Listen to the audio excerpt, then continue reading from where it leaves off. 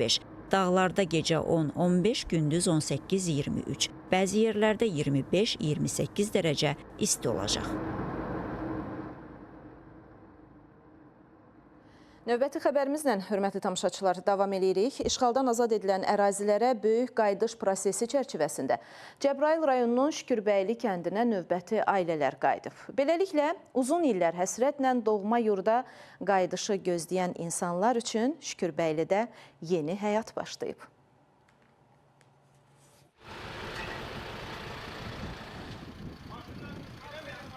Şükürlər olsun ki, bugünə öz torpağımıza qaydırıq.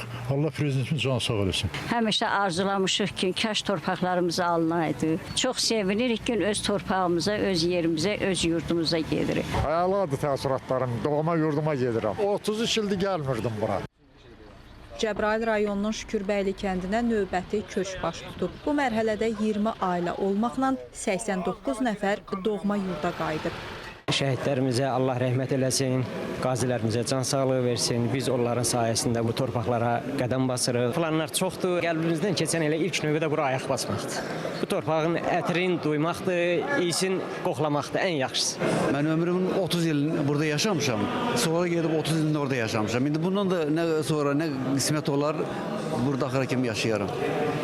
Çox razıyam. Ailələr qarşılandıqdan sonra onlara ANAMA-nın əməkdaşları tərəfindən mina və partlamamış hərbi sursatların yaratdığı təhlükələr barədə ətraflı məlumat verilib.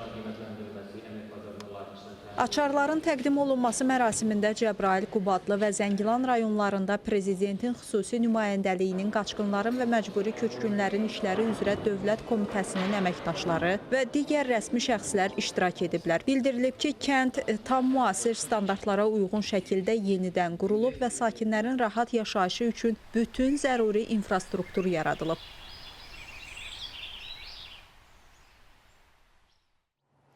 Paytaxtda tennis üzrə Bakı şəhər birinciliyi start götürüb. Bakı Tennis Akademiyasındakı